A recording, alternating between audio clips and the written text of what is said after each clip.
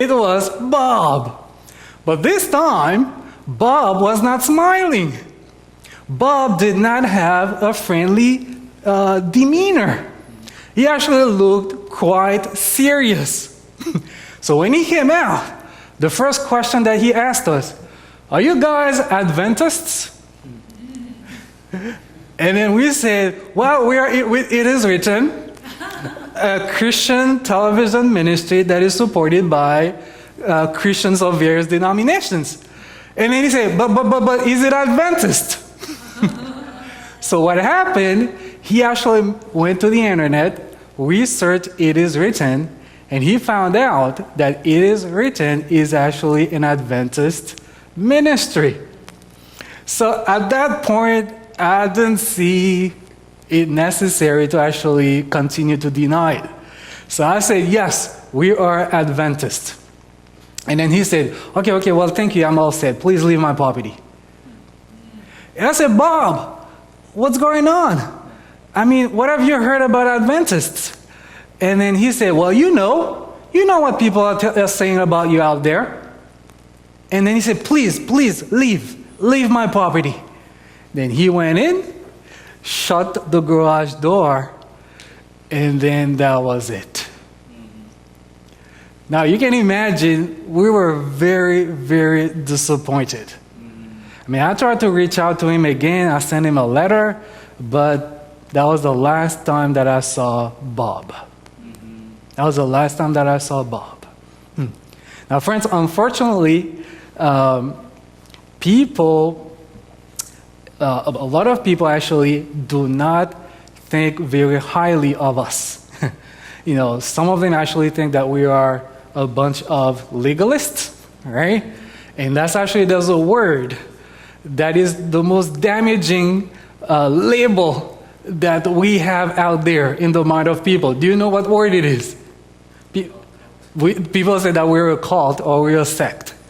Okay? One day I was actually listening to a sermon on a Christian radio called Moody. Do you know about Moody? All right. So the preacher was actually preaching about death. So he actually, in a very charming and beautiful way, told his church members that your loved ones are with God. I mean, your dead loved ones are with God in heaven. In a very, very beautiful way. Then he said, "By the way, some sects out there may tell you that's not true, but don't listen to them." Friends, when he said that, I knew exactly what church he was referring to. He was talking about the Seventh-day Adventist Church. He was referring about the Seventh-day Adventist Church.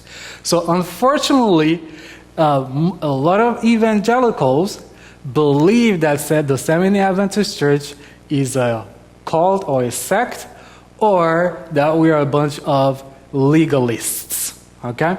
Now, this shouldn't surprise us at all, because in the Bible, we are told in Revelation 12, verse 17, "And the dragon was enraged with the woman, and he went to make war with the rest of her offspring, who keep the commandments of God and have the testimony of Jesus Christ." Okay? Now, who's the dragon?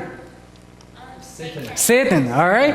And what does a woman represent in Bible prophecy? Jesus. Okay. What does a woman represent in...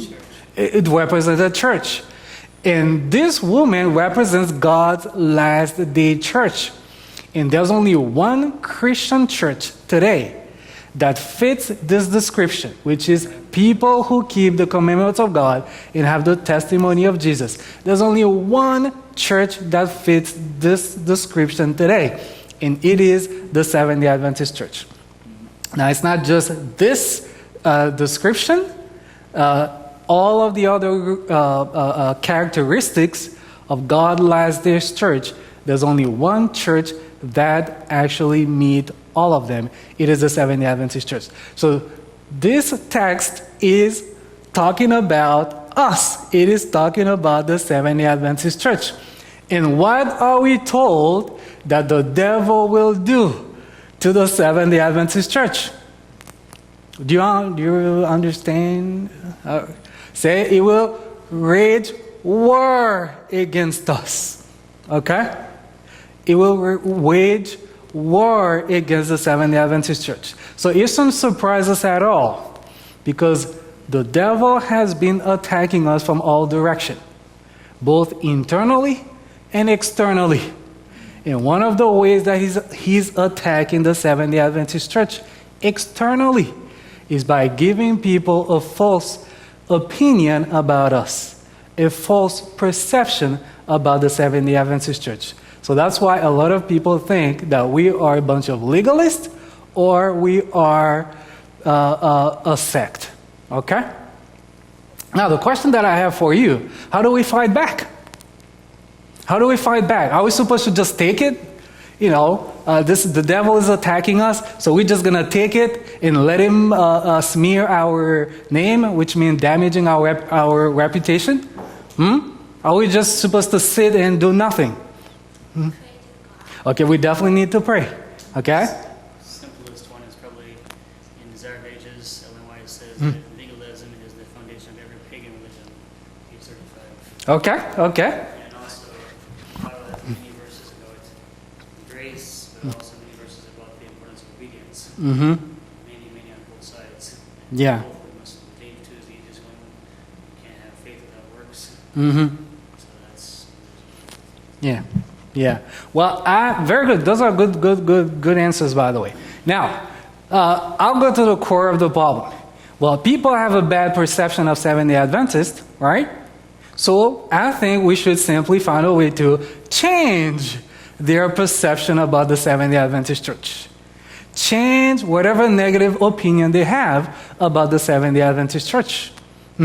So this is why I have actually entitled my presentation, Perception Overhaul. Pretty much changing perception. Okay? How do we get people to change their perception about us? So the main question that we are going to answer tonight is this: how do we change the negative perception about the Seventh-day Adventist Church? Now, would you believe that the Bible actually answers this question for us? Would you believe that? This shouldn't surprise you at all, right? Now, the answer is actually found in the first epistle of Peter. The first epistle of Peter. So in the first epistle of Peter, we find some tips to help people change their perception about us. So first epistle of Peter gives tips to change public perception, negative public perception. Now, let me give you a quick background of the first epistle of Peter. Now, as the name suggests, the first epistle of Peter. By the way, an epistle is just a letter, okay? It's just a letter that someone wrote to somebody else, or in this case, to a group of people, all right? So the first epistle of Peter, as the name suggests, is authored by the Apostle Peter. Who was the Apostle Peter? He was one of the 12 disciples of Jesus, okay? Who actually became the great apostle of the Jews. And definitely, he was the main leader of the Christian church when he was alive. Okay? So the first epistle of Peter was written by Peter himself. And also, Peter was in Rome, in the city of Rome, when he wrote this epistle. And he actually wrote the epistle between the year 64 and 67 of our current era. All right? Now, to whom Peter wrote this letter? He actually wrote this letter to believers in Asia Minor, which is the majority of northern Turkey right now, today, and other countries too. Okay? So Peter addressed his first epistle to believers in Asia Minor. Now, for you to understand why Peter wrote this letter to the believers in Asia Minor, you need to understand what the Christians there were experiencing. Okay? Now, if you know your history very well, so if Peter wrote the epistle between 64 and 67, who was the Roman emperor between 64 and 67? Nero. Okay? And what do you know about Nero? It was a bad, he hated Christians. Nero hated Christians with a passion. Huh? What is it? Malthusian, all right. And in fact, persecution, okay? So back then, the Christians in Asia Minor were facing persecution, and Nero was the emperor. In fact, it was Nero who had Peter killed. Did you know that? Yeah. And how did Nero have Peter killed? Do you know? Yeah, up, down. Crucified, by crucifixion. He ordered his soldiers to crucify Peter. Now, Peter did not consider himself worthy to die in the same position as Jesus. So he asked to be crucified head down. Okay? Head down. Now, there's another great apostle that Nero had killed. Who am I talking about? Who? There's another apostle. Paul. Now, Paul is another apostle that Nero had killed. And do you know how Paul died? Do you remember? Do you know? Yes. Yes. Yes. Cut his head off. Hmm? No, that's okay.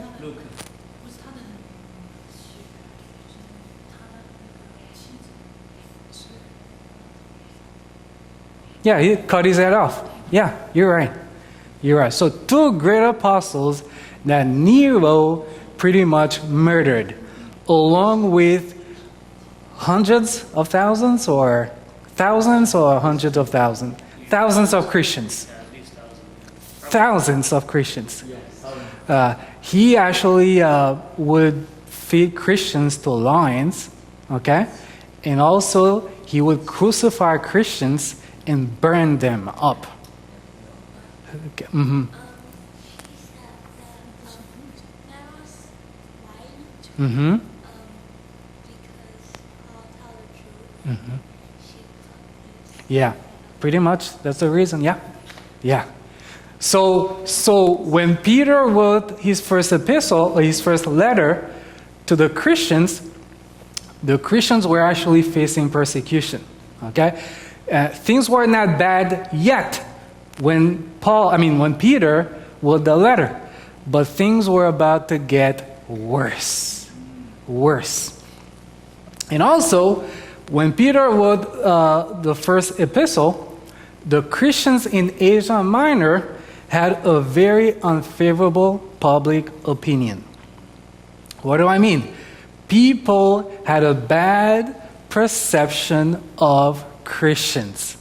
Just like us today, where a lot of people think we are a sect or legalist.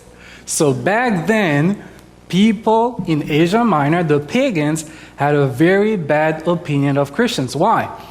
They actually falsely believed that Christians were disloyal to the state. I'm not going to go too deep into it, okay? And also they believed that Christians were a bunch of disturbers of peace. And friends, if there's one thing that the Romans did not tolerate, it was public disturbance.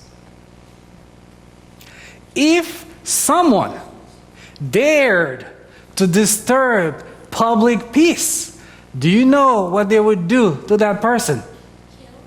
Definitely killed. In the worst way.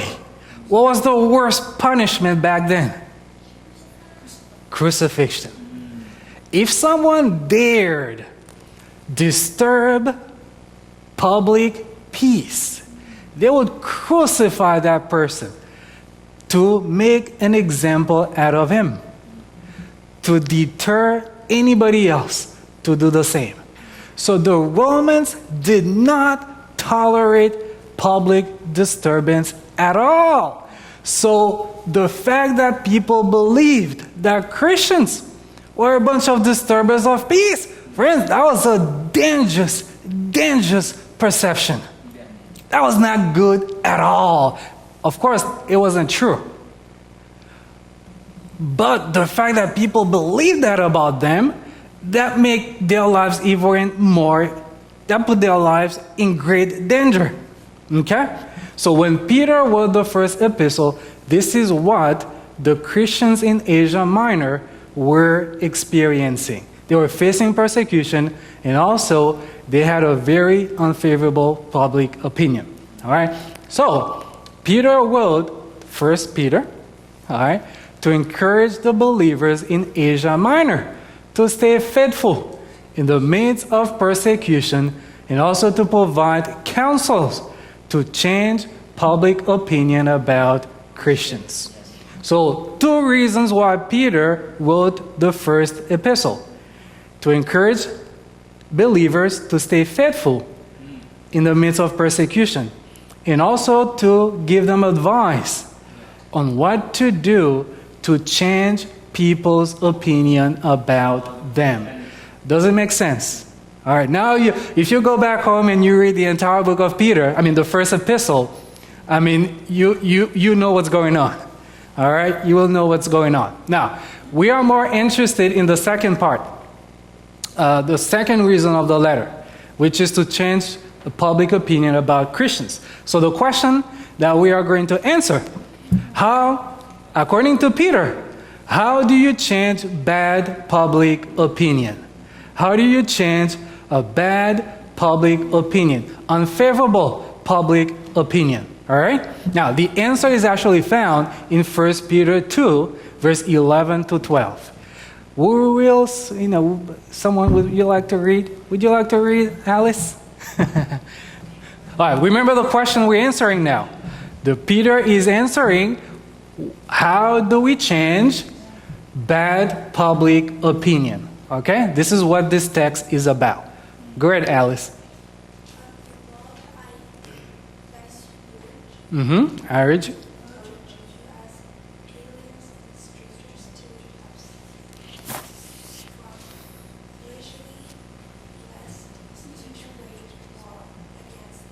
Thank you. Very good. Thank you. Thank you. So Peter said, "Beloved, I urge you as aliens and strangers to abstain from fleshly lusts." What is Peter talking about here? When he says fleshly lusts, what is he talking about? Come on, say it. I know you know. Fleshly lusts, pretty much sexual sins, right? Okay, but I think it was probably talking about. Okay, but all right, this too. But I think they're probably talking about immoral. Yeah. So pretty much, Peter is saying, stay away from immorality. I think that's pretty much what he was talking about. All right. So Peter said, stay away from immorality. Okay. And also in verse 12, who else would you like to read, Karen? Karen, right? Keep your behavior excellent among the Gentiles, so that his riches slander you as a Evildoers. they may because of good deeds as the observe There we go. So keep your behavior excellent among the Gentiles. Amen. So what is Peter saying? Man, you better behave. Behave.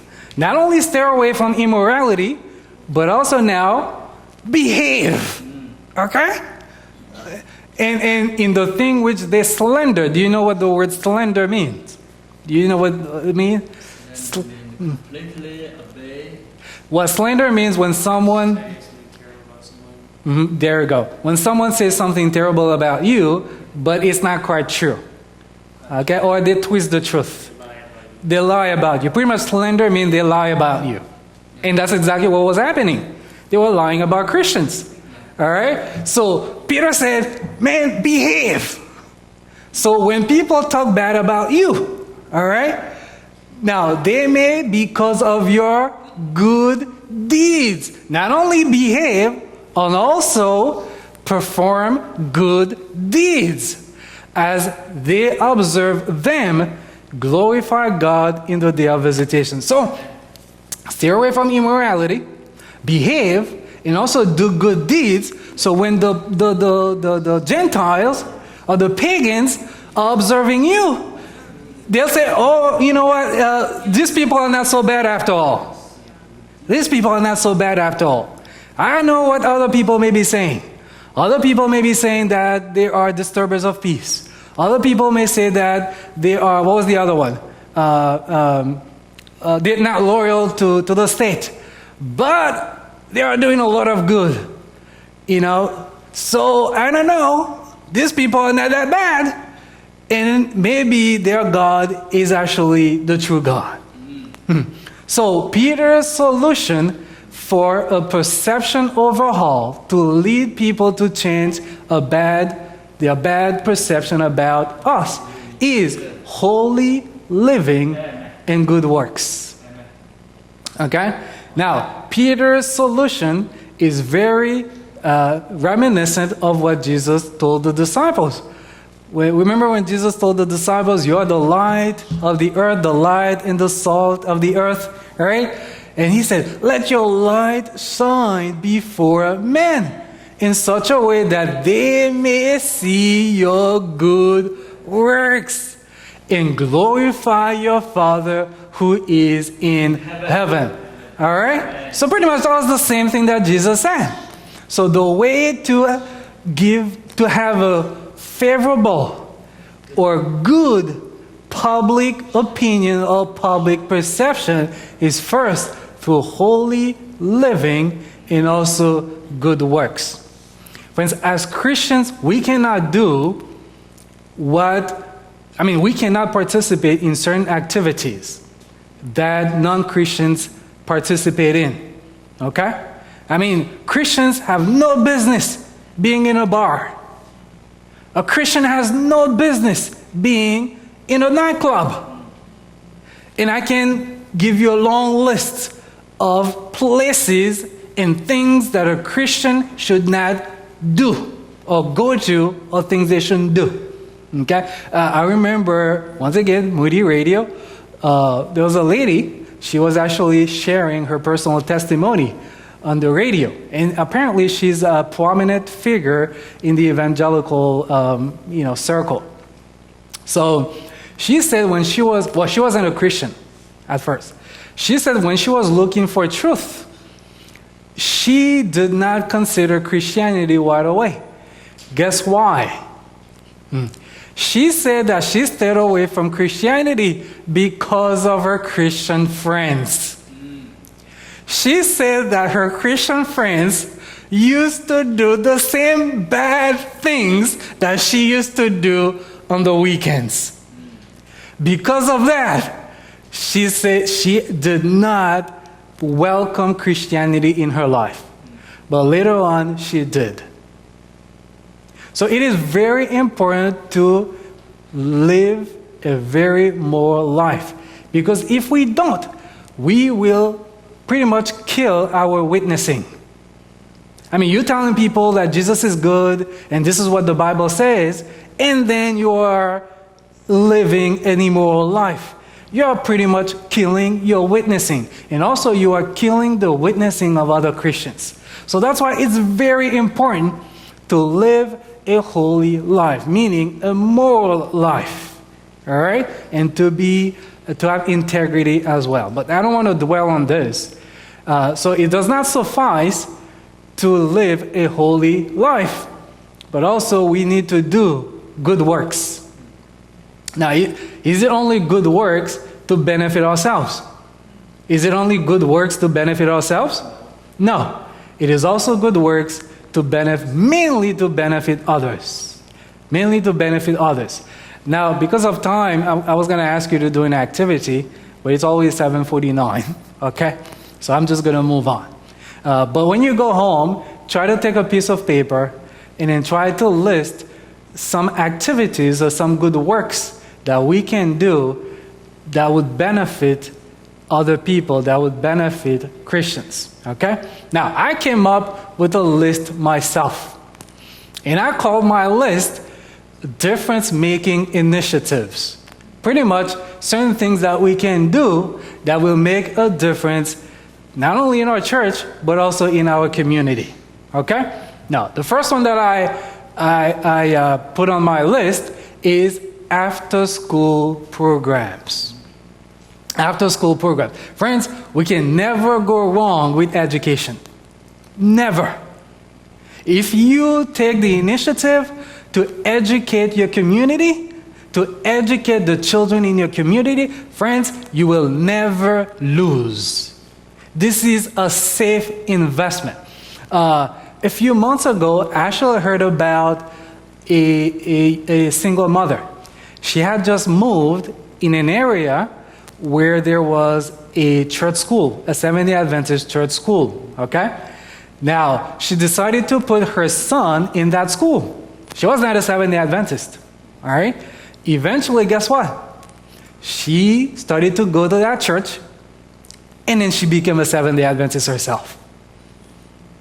But it began because there was a school for her boy to go to.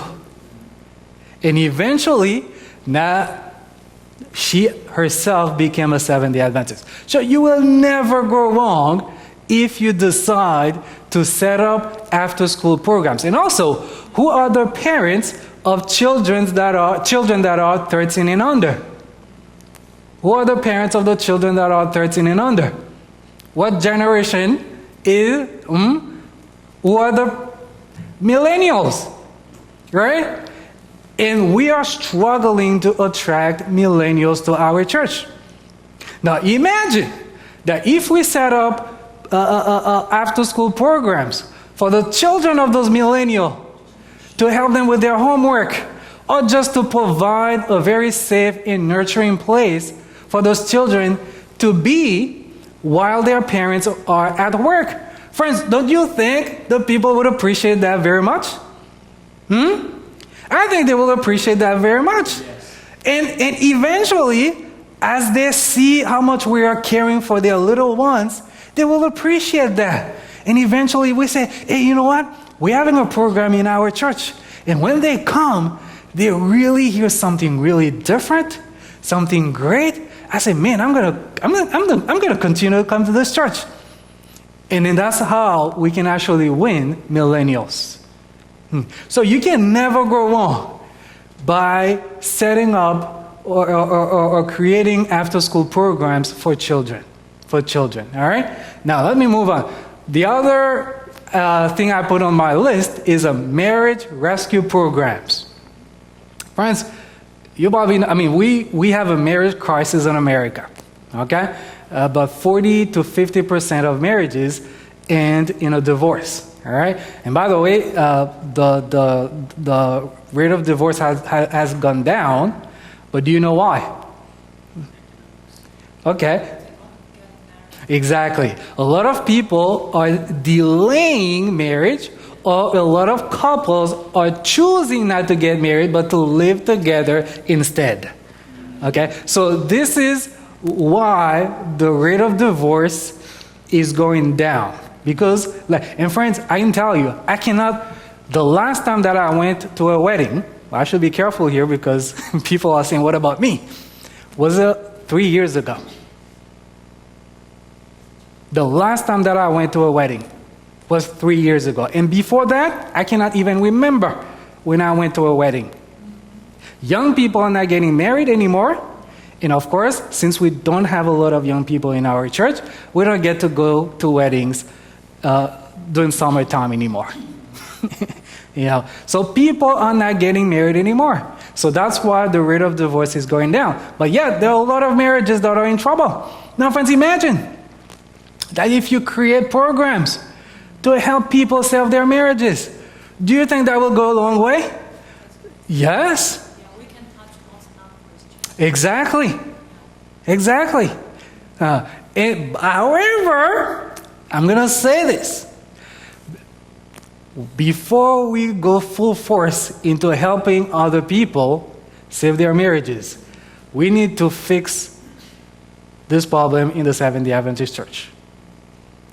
Friends, I hate to say it, but the rate of divorce in the Seventh-day Adventist Church is embarrassing. Now, if someone is divorced here, I'm not shooting at people that are divorced. I'm not at all, because things happen, okay? What I'm saying is, we need to recognize that this is a problem in our church, in America. I don't know how it is in China, but still very high. In the Seventh-day Adventist, not so high. But in the Seventh-day Adventist Church, the rate of divorce is as high as in the world. No?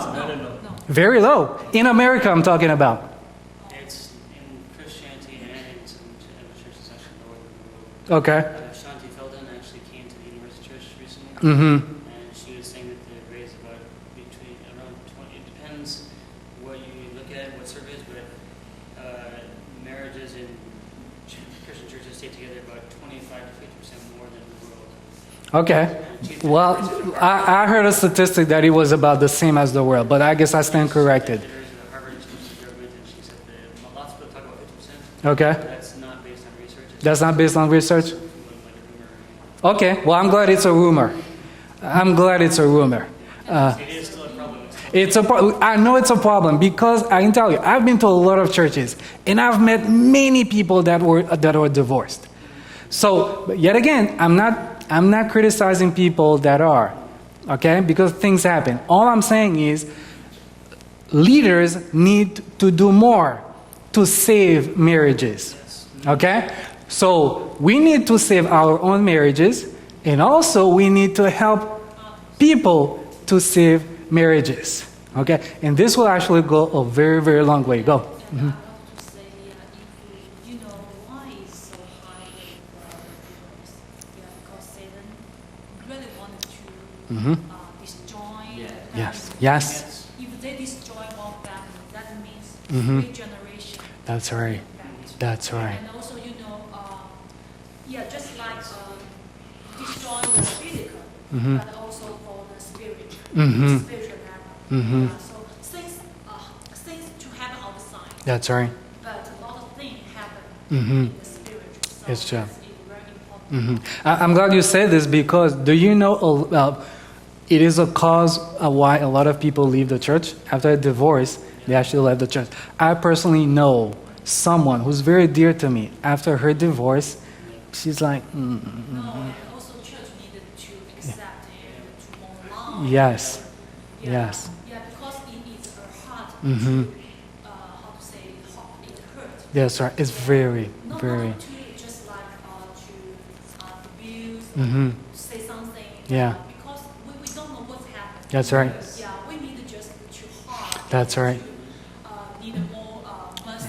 Exactly. Compassion. Yeah, yeah, and that's what I'm saying. I'm not criticizing people that are divorced because things happen. And frankly, friends, there are certain situations that I know. I don't know how I can tell the person to stay in that situation. I've even advised people, hey, you know what, take a break. You know, maybe you should separate. I've even advised people to do that. So don't get me wrong, I'm not criticizing people that are divorced because things happen. And instead of dying in a bad situation, man, step away. You know. Two little very short things. One marriage researcher, he said that if you want to stay married, you can give advice. The best way is to say yes to your partner about 90% of the time. And if you do that, most marriages stay together. That's Okay. Ephesians 5, submit to each other. Mm-hmm. And the opposite of that, the biggest propaganda in the world, is gain wealth for the all of itself. Mm-hmm. For selfishness, then that causes distrust. Mm-hmm. So marriages. Yeah, for sure. Thank you. Now, we need to move forward. Now, the third thing I put on my list is lifestyle change programs. All right? Health. You know, friends, there are a lot of people who want to be healthier, be more in shape. Okay? So imagine that if we set up programs to help people lose weight, for example. All right? Or to help people, to teach people how to cook healthier. Right? How to live healthier. Friends, don't you think? Don't you think the community would appreciate that very much? Yes. Yeah. Yes. they would. And right now, it's even easier to do that. It's easier to teach our health message. Why? Because being a vegetarian or a vegan is a thing now. You know, because a lot of celebrities have become vegetarians or vegan, now a lot of people want to become a vegetarian or a vegan. So it's a thing now. So it's easier than ever to actually tell people, hey, you know what? We are offering a vegan cooking class, okay, to help you. Yeah. Because people now is emphasis. Mm-hmm. Emphasis is the healthy. Yes. So this is also a good part. Yeah, true. It is, you know, and also helping people lose weight. Friends, people would appreciate that very much. Now, also, the other thing I put is disease prevention programs, which goes hand in hand with the previous one, but this one is more about education, okay? You educate people on certain diseases and also how to prevent getting certain diseases, okay? And you put seminars together and then educate people about diabetes, about hypertension, about cancer, how to prevent those, you know? Friends, don't you think this will go a long way? This will go a really, really long way. This will go a really, really long way. And the Seventh-day Adventist Church has been blessed with many health experts. Haven't we been blessed this way?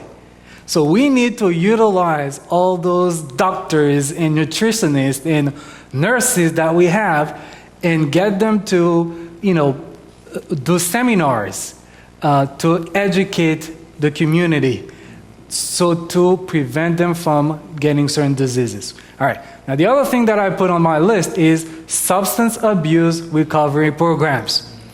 Friends, we know that there's a drug problem in America. Alcohol, cigarettes, smoking, opioids. About 130 people die from opioid addiction, overdose every day. Drugs every day. By the way, a couple of days ago, I heard on the news that the death toll rate is going down from opioids, which is very good news. Very, very good news. So if we set up programs to help people overcome their addictions, cigarettes and alcohol, friends, don't you think that will go a long way? In fact, I'm going to tell you a story. I heard about a man. He was an alcoholic. So there was a local Adventist church that they were like doing what is it called? They call it smoking recovery. Yeah, there you go, to help them quit smoking. No, what I'm talking about, alcohol. Yes, alcohol withdrawal. And friends, do you know what that church used? Have you heard about the ministry called Lifestyle? Lifestyle, I have it on my Lifestyle magazine. Yeah, that's what it's called. Anyway, it's an Adventist ministry, and they just used their health series evangelism kit, and they were just like, you know, teaching people, or people who were addicted to alcohol, how to overcome this addiction. And the man, he was able to break free from alcohol addiction. Guess what? He eventually became a Seventh-day Adventist. And guess what? Yeah, he started to teach the same series at home to his friends. So he became a Seventh-day Adventist because there was a program that could help him overcome his addiction. And now he's actually blessing other people. So when we set up programs like this, the community, our community, would appreciate that very much. And this is definitely one way that we can win souls for Christ. Now, the other one that I put, I'm almost done, be the voice of the voiceless. Be the voice of the voiceless. Now, what am I talking about? There are a lot of people that are being discriminated against in America. We know that. We know. People are discriminated against because of their skin color, their gender, or what else? Their religion, okay, their social status, okay? So this country has a big discrimination problem, okay? How about we stand up for those people that are being oppressed, those people that are being discriminated against? How about we speak out for them? We defend them. There's actually a show on CNN called United Shades of America. Have you heard of that show? The name of the host is Carlyle Bell. All right? It's a big, black dude. So he was actually doing an episode about church in America. So he happened to go to a church where the pastor advocates for people that need social justice. He's an advocate of social justice. Okay? And that really touched home. He could connect with that. You know what he told the pastor? First of all, on the show, on camera, he told the pastor, after he interviewed the pastor, could you pray with me? He doesn't go to church. He asked the pastor, could you pray with me? And the pastor said, in camera, he said, yeah. And you know what he said to the pastor after? I'm going to start coming to your church. He said to the pastor, I'm going to start coming to your church. Why? Because the pastor is standing up for people, for the outcast, I would say. He's helping people get justice. And he appreciated that so much. And of course, he's a black man, so you can imagine he's faced a lot of discrimination in his life. So he appreciated that so much that he said, I'm going to start coming to your church. Friend, Yeah, we just wanted to say, be the voice of the voiceless, just we respect them. No, there are a lot of people, they don't have the power to speak up for themselves, to defend themselves. We need to be their voice. Like the symptom of antisocial. Well, in the sense like if someone is being abused or mistreated, we defend that person. Yeah, okay, yeah. Let's defend those that are being mistreated. That's what I mean. And we have so many cases here in America. So many cases. And friends, I believe that we are way too quiet as a church in America. I don't know how it is in China. But here in America, we are too quiet in this area. We don't get involved at all, almost at all, in social issues here in America. We don't. There is a group called Veterans of Social Justice. Yes. This year actually in June, it's a major corporate campaign march in Washington. Yeah. Very good. Very good. Yeah. No, it's very good to hear things like that happening. I know we are we need much more. And I know we are big on religious liberty. And I wonder it's because we directly benefit from it. And I'm sure there are other ministers out there that are, trying their best, little lay ministries. But we haven't heard about them at all. And if we are in the church, we have not heard about those ministries, do you think people out there have heard about those ministries? Okay? So we are way too quiet when it comes to social issues. And we have let a lot of good opportunities pass. And I'll give you one example. Am I there yet? No, I'm not that there yet. Anyway, so we need to actually stand up for the little ones. We need to get our hands dirty for people. It means that we need to come down and help people that are being discriminated against, for example.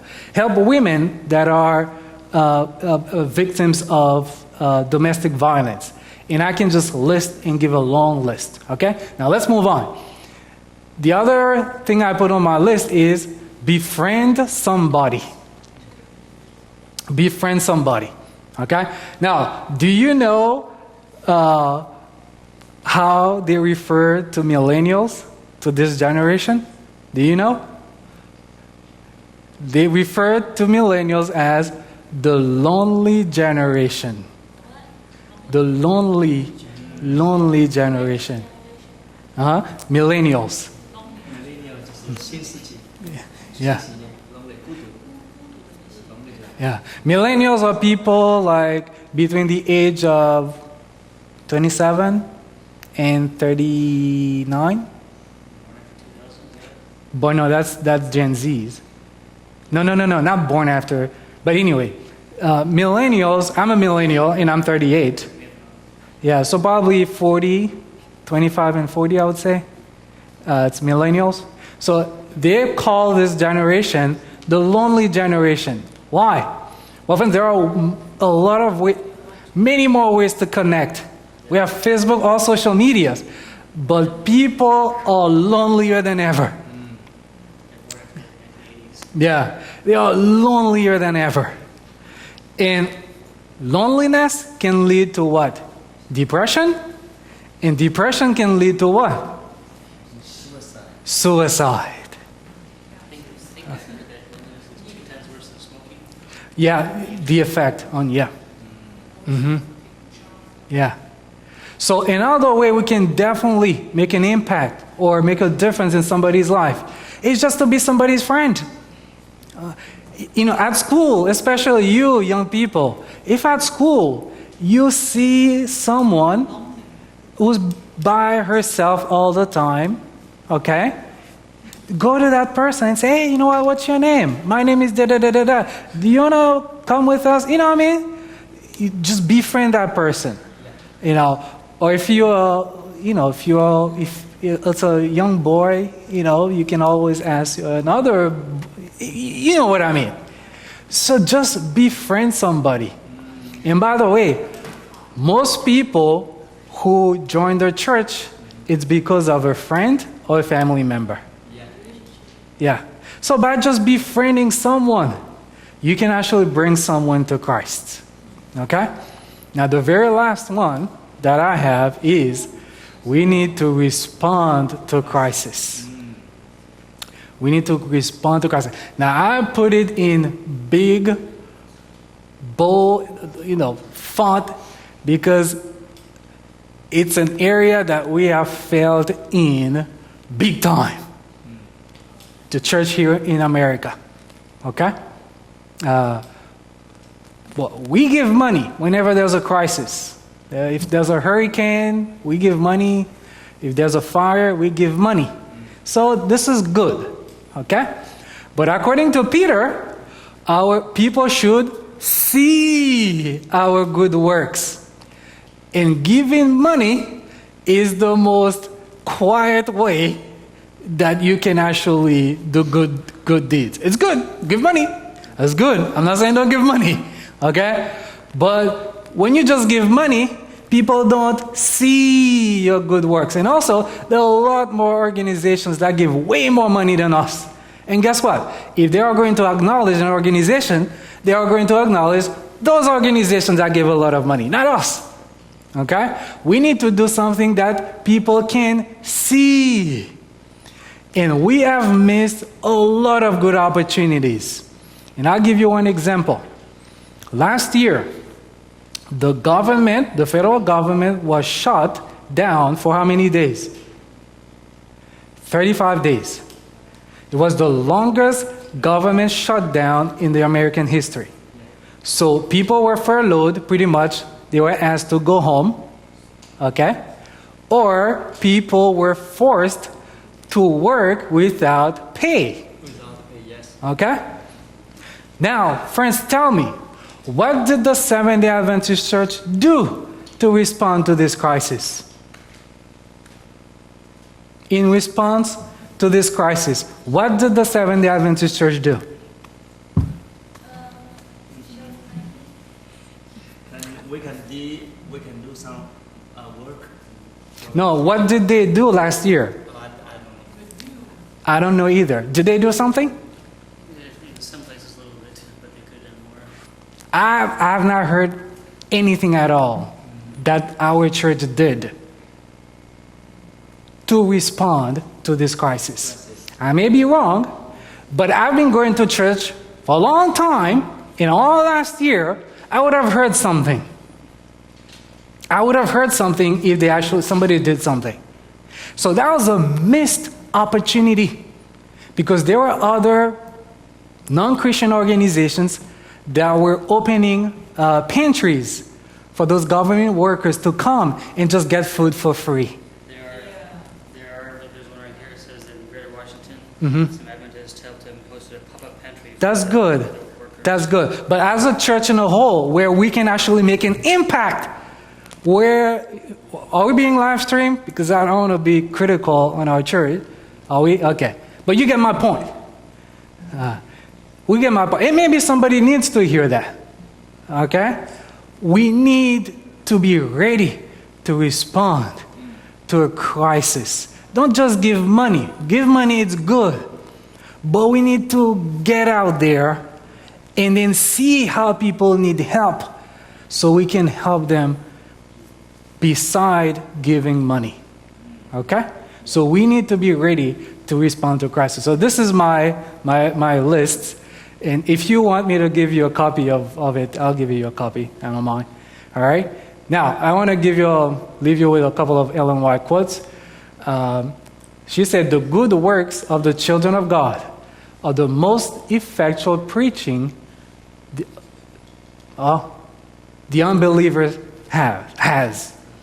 The good works of the children of God are the most effectual preaching the unbeliever has." Yes. Friends, I believe that we talk too much. We always want to preach people.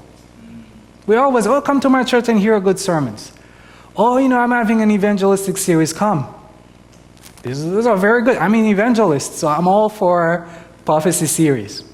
Okay? But friends, I think it is time for us to be quiet. And instead of preaching, to act. Instead of preaching, to us be the sermon. Friend, I believe Adventists have heard enough sermons. It is time for us to be the sermon. I'm going to leave you with another quote of Ellen White, the same book, Welfare Ministry, page 298. "Whatever the difference in religious belief," hear this really carefully. "Whatever the difference in religious belief, a call from suffering humanity must be heard and answered." It doesn't matter what religious differences that we have with other people. The moment that they need our help, what should we do? We should respond. Okay? Doesn't matter if they are non-Christians or whatever. If they need help, we should be ready to respond. Where bitterness of feelings, I'm actually here, okay? Where bitterness of feeling exists because of difference in religion, and that's us. Remember, a lot of other Christians, evangelicals, they think that we are a bunch of legalists or we are a sect, okay? So there's definitely a bitterness of feeling between the Seventh-day Adventist Church and other Christians, right? So this is really us. Now, she said, where bitterness of feeling exists because of difference in religion, much good may be done by personal service. Loving ministry will break down prejudice and win souls to God.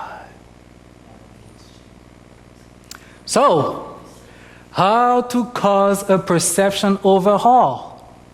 How do we change people's perceptions about us? It is through good works. It is through good works. I mean, people may continue to say, oh, you know what, those Adventists, they're a bunch of legalists, or they are, it's a sect. But another person will say, man, I hear what you're saying, but man, my kid needed help in math or English. It was, those Adventists that helped him. I mean, people might say, man, but they are a bunch of, they are weird, they dress weird. Somebody will say, man, I hear what you're saying, but my marriage was in trouble.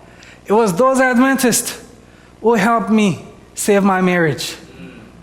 Some people may say, somebody else will say, I hear what you're saying, but I needed to lose weight, and I needed to have a lifestyle change.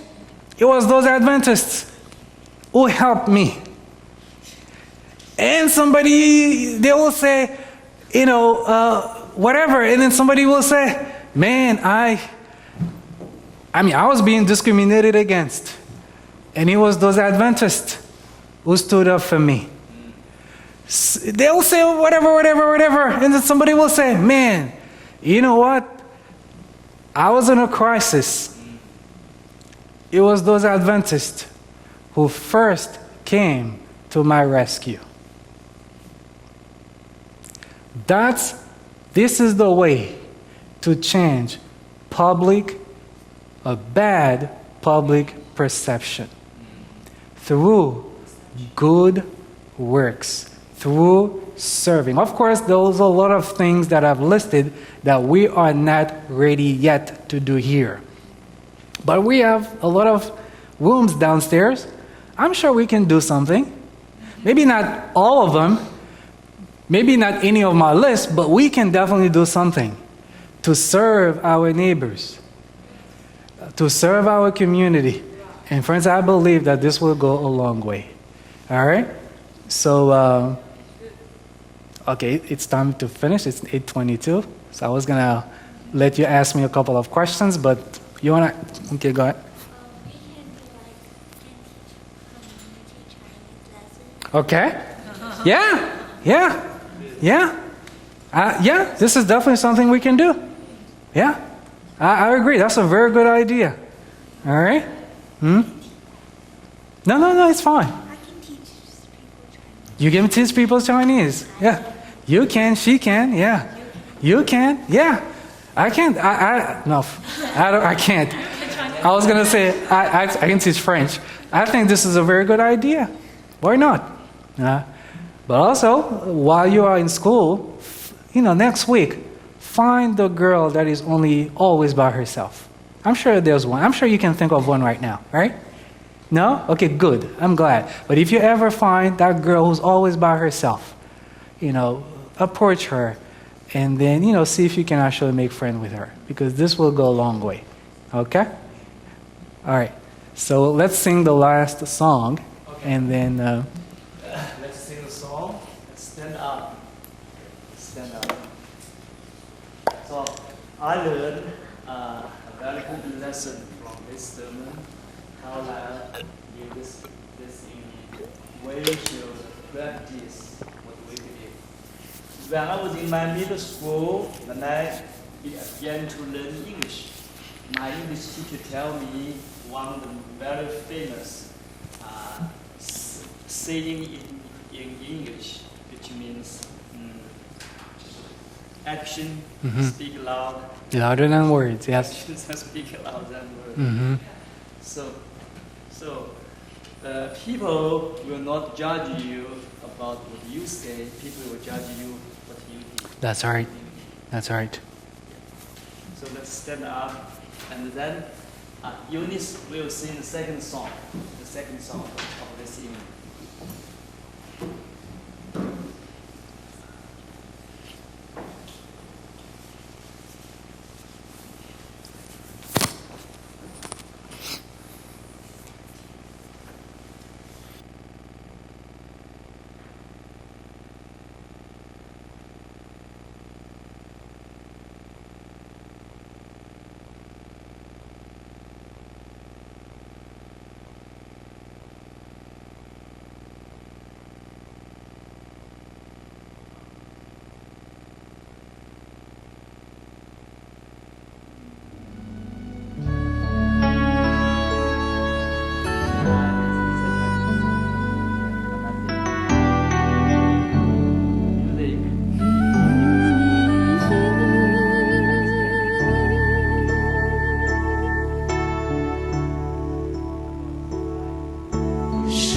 加上的光芒，温柔又慈祥，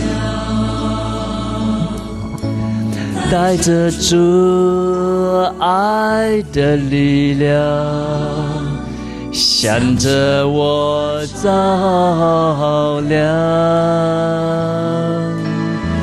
我的心不再隐藏，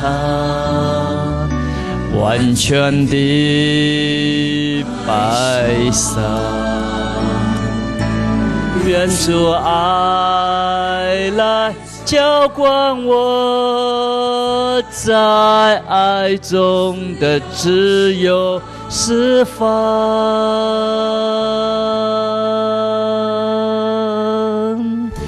我愿意降服，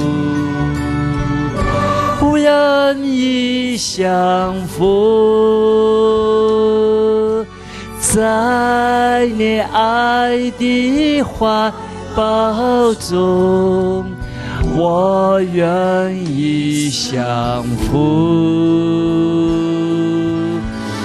你是我的主，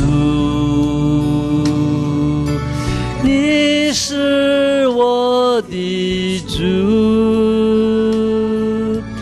永远在你怀抱中。你是我的主。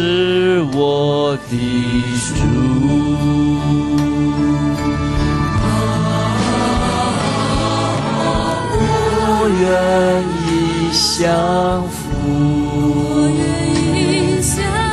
我愿意降服，